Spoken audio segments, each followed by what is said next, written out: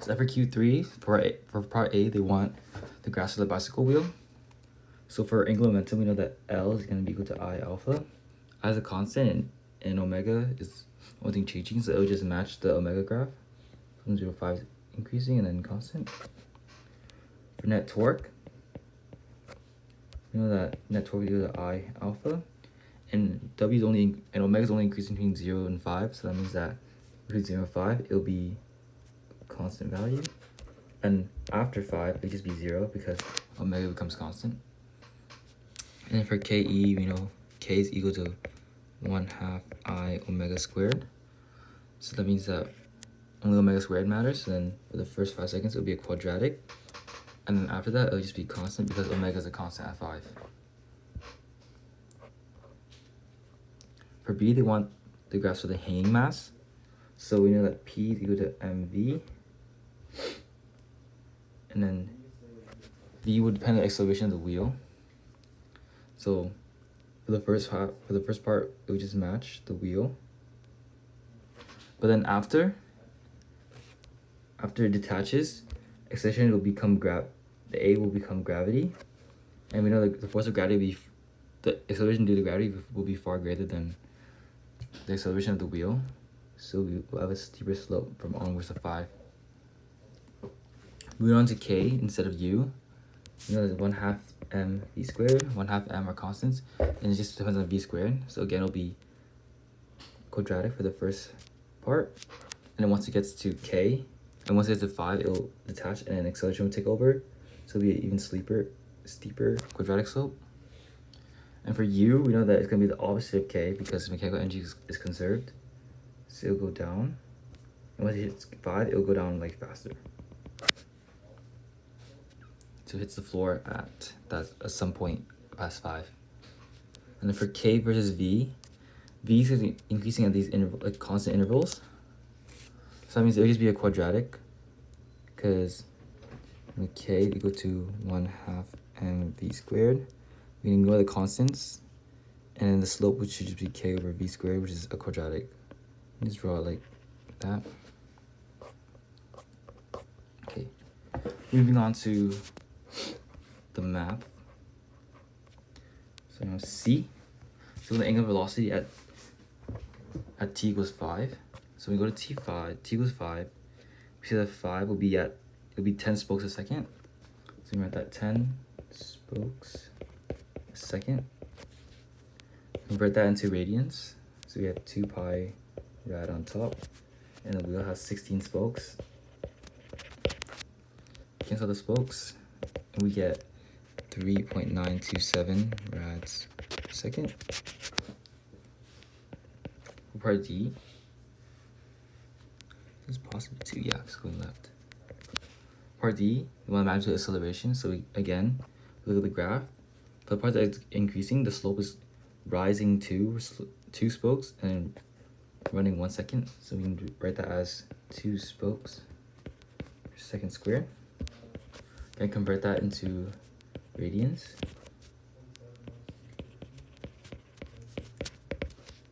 And we get 0.7854 radians per second squared.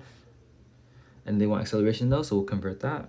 You know, the A is equal to R alpha, so it's equal to 0.3 times 0.7854, and that's going to be equal to 0.2356 meters per second squared.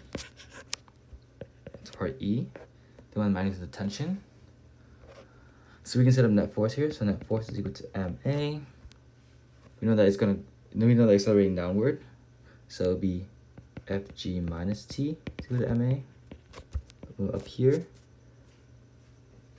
So the mass, and then we'll also for T. So T is equal to FG minus MA, which is equal to mg minus ma. And when I plug everything in, we get 0.05 for the mass, 9.8 minus 0.05 for the mass again, and then the acceleration is 0.2356, what we found earlier. So tension in the string will be 0.4782 newtons. top our we want net torque. Again, also net torque is going to be equal to a perpendicular force and then a lever arm R. We know that for the wheel, the force acting perpendicular to the pivot will be the tension that's pointing down toward the block, because then the tension is also going to be going, it's going to be two tension vectors pointing up and also down. So I can write that as net torque is going to be equal to TR, which is going to be equal to 0.4782 for TR is 0.3, so just equal to positive 0.14 newtons times meters for net torque. Part G. So for G, they want the inertia of the system. So it'll just be net torque to the I alpha, I is equal to net torque over alpha, which is equal to 0.14 over 0.784 from what we calculated earlier. We get I system is going to be 0.18 kilograms times meter squared. For H, they want the mass of grams for each spoke. So instead of I sys, it's going to be equal to 16 of the I spokes plus the I of the rim. So it's going to be 0.18. It's going to be equal to 16, 1/3 ml squared. We know the m is going to be m over 48 r squared, because the length of the rod is the same as the radius, or the distance from pivot to the end of the rod, plus mr squared. That's the inertia for a hoop. Okay, we can simplify. 16 and 48 is going to be 1/3, become 1/3 as well. R squared is going to be 0.3 squared plus m 0.3 squared, 18. I'm going to factor out the 0.3 squared, and we left with m over 9 plus m. So it'll be 0.18 over 0.3 squared is equal to 10 over 9m. Multiply both sides by 9 over 10 then, to cancel these out. And then this will get its own thing. So then m is going to be equal to 0.18 over 0.3 squared times 9 over 10, which is equal to 1.83 kilograms. Then each spoke is going to be m over 48. So it's going to be 1.83 over 48, which is equal to 0.038 kilograms. We want it in grams, so we'll multiply 0.038 times 1,000. So to get us 38 grams. Okay. For I, they want the kinetic energy of the system. So K system is going to be equal to 1/2 mv squared, that's the block, plus 1/2 I omega squared, and that's going to be the wheel. So they want it at 3 seconds. So at 3 seconds, at t equals 3, omega is going to be, look up here, 6. So it's going to be 6 spokes a second. Convert that to radians. So we're going to get 2.3562 rads per second. And we know at t equals 3, v is going to be equal to just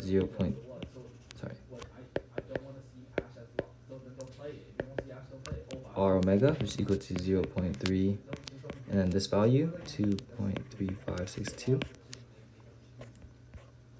So when we plug it all in, we get K sys is going to be equal to 1/2.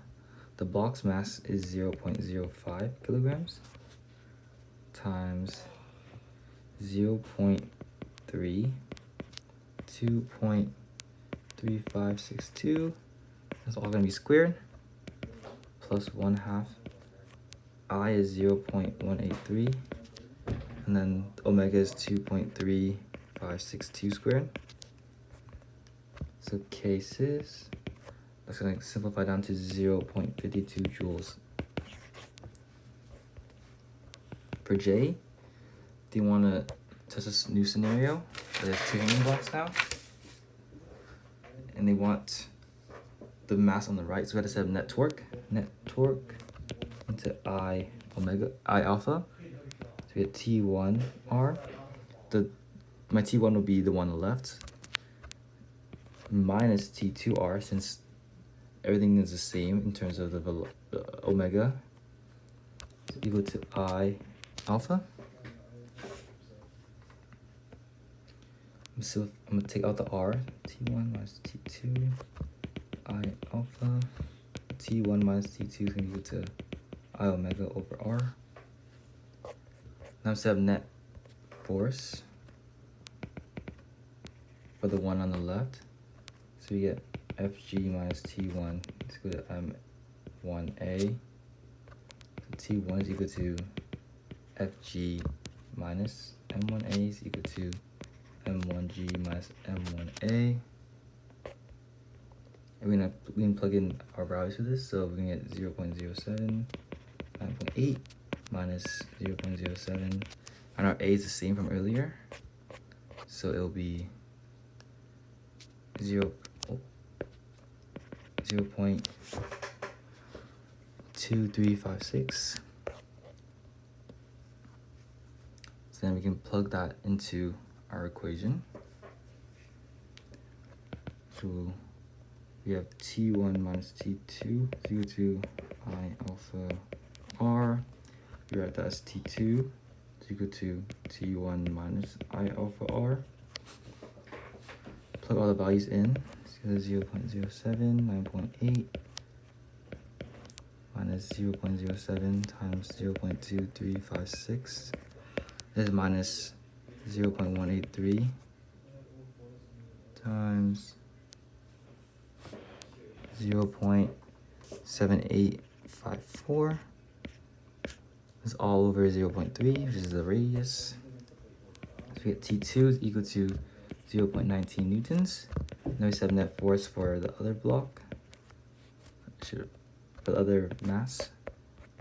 And this one, the T is going to be pulling it, so it's T2 minus FG, so M2A.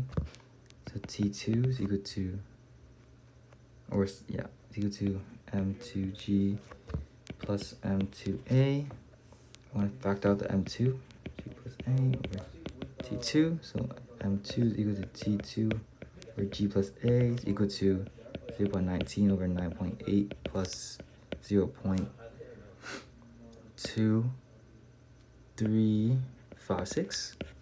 And that's all going to simplify down to 0.019 kilograms or 19 grams.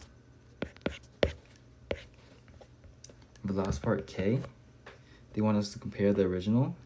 So I'm going to set up net torque again. So the net torque 1 is the original, is equal to I alpha. We know the net torque of 2 is equal to I alpha as well.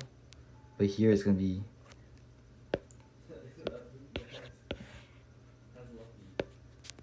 when we expand it out, it's going to be T1R is equal to I alpha. And here's T1R minus T2R is equal to I alpha. So T1R is equal to I alpha plus T2R. So you can see here that this system after will have a increase in the tension because R is the same and then these are the same. So it's going to be increase in tension.